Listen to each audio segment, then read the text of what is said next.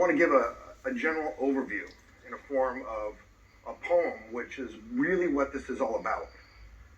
Within this poem, there's a lot of deep structure, things that you want to be aware of. This is about sexual confidence, but it's also about, in order to have sexual confidence, you need to know and understand how to open up a woman. Without having really opened up a woman before and seeing what that gift is that they bring when they do flourish, you're not going to really get it. It's called Return to Grace. It says, "For you, my beautiful angel, have suffered most. You have been burned by hell's fury and kicked by humanity.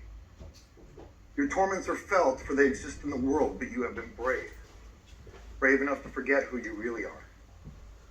Braver than the grandest knights who forever continue to serve in a lying world.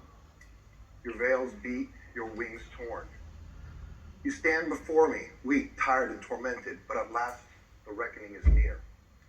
For I see the rebirth, the light in the distance, ready to return you to the garden from which you came. Return to love, for that garden remains within. And in a flash of light, you will be reborn. Same body, same soul, renewed, reborn, and once again, you will remember who you really are. And for the second time, you'll discover fire, the grandest fire that will rise, spread, and cover the earth. And as you reach out to the world, death will be conquered, and you will reign queen in the eye of God. For the time has come to remember who you really are. So spread your wings and soar, so that the world may gaze upon the first of the fallen angels, returning to God, forgiven and free." What is this about? This is about guilt-free sex. This is about knowing how to open up a woman, to see through her, and to bring about that gift that she has to offer you if you are deserving of that gift. How do you deserve that gift? Think about that. But you need to understand also that on a certain level, that's just what it is, sex. On a deeper level, it's a transformation. It can be. It can be life-changing. It can be life-changing for you. It can be life-changing for her. To get an overall vision and view of that higher vision of what it is, that's how you're going to bring in a more fulfilled sexual life. Letting go of the guilt. How many people here have ever experienced guilt? That's pretty phenomenal. I mean, that's pretty phenomenal. And how many people here have ever premature ejaculated? Let me just tell you a story. When I was 17 years old, I started studying this probably about 16 years old. And when I was about 17 years old, I used to stick it in and come.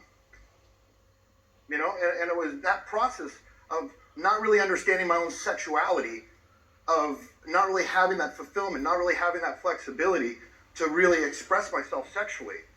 You know, I went searching. I mean, because it fucks with the man's head. Has anyone ever had that experience? You don't have to raise your hand. Just think about it, if you have or not.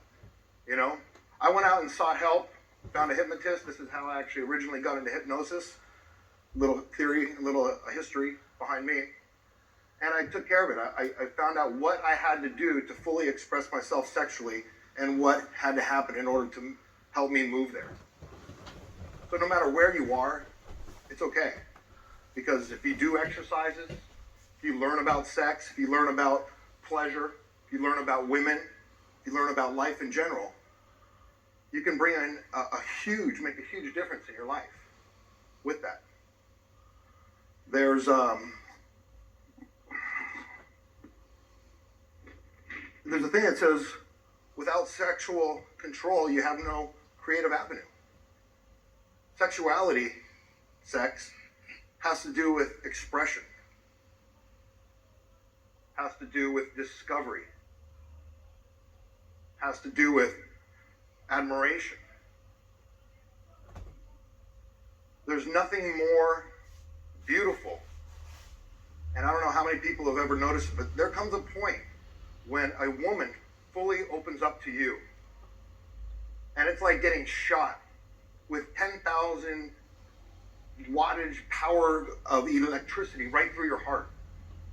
And if anyone's ever experienced that, the feminine energy that can hit you and change you and bring that gift to you to integrate with inside you is absolutely amazing. I mean, men can be strong, you know, that's what being a masculine is about, strong, you know, but empty at the same time. When you get hit with that feminine energy, that light, that love, that movement, the flow, it melts you. You feel it, right? Boom. There. It's a pretty amazing thing. And every one of you has inside yourselves that capability. Napoleon Hill, Think and Grow Rich, talks about one of the biggest motivating factors for a man is romance. It's built into us. I mean, how many guys here have like just the deepest desire to pleasure a woman? I mean, it's built in. Don't you want to see that? Don't you want to see that expression, that openness, that light? It's an amazing thing. And I think it's very important that each of you, by coming here, are understanding that you can have this for yourselves. And you're doing it, and everything that you're learning here, to integrate it in such a way that you embody it.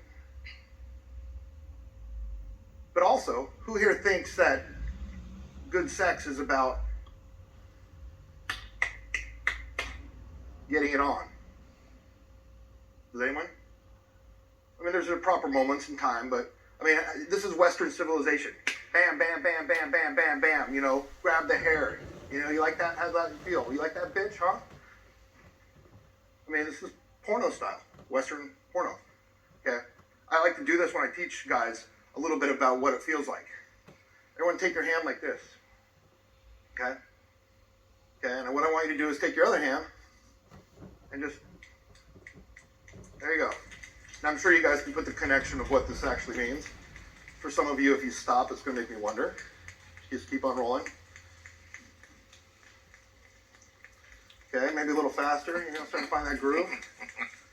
Yeah. All right. There you go. And you know, those videos of John Holmes pops in there, and you think, oh yeah, here we go. So a little faster. Okay, now everyone stop. How's your wrist feel? Does it feel good? Same with the woman. Same with the woman. It's good talk. I got it. I was getting quite amused now. I'm going to shift this up a little bit. You know, when I was riding Harleys, I rode for about 17 years, and one thing that when you're out riding with a bunch of guys, first things that you learn is you better know something about that thing that's hanging between your legs, your Harley. Because if you don't, you're going to be down on some road someplace, and that's when something's going to happen. If you don't know how to tune it up, you're going to run into some problems. Now, the thing is, more guys know more about putting a spark plug in their car than they do about the basic anatomy of women. And you know what? You like to ride it, you better know something about tuning it up.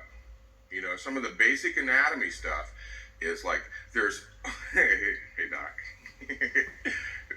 there's over 8,000 nerve fibers running through the cooch, running all through that vulva area. Those interact with over 15,000 other nerve fibers that go all through the pubic region. You know, if all you're doing is scooting over chonies, hopping on, giving a quick ride, you're not doing anything. What you got to do is you got to warm the kettle before you just start slamming meat in it. You know, it's the truth. You guys are laughing about this stuff, but the truth of it is, if you don't, it's not just about let me kiss her on the neck. It's really about go and break out the anatomy books. Go and put a little bit of time and effort into it. If you guys aren't hip to this, I'm not selling massage lessons, but what I'm going to tell you is go learn, take the time to invest in yourself and learn a little bit about how to touch another human,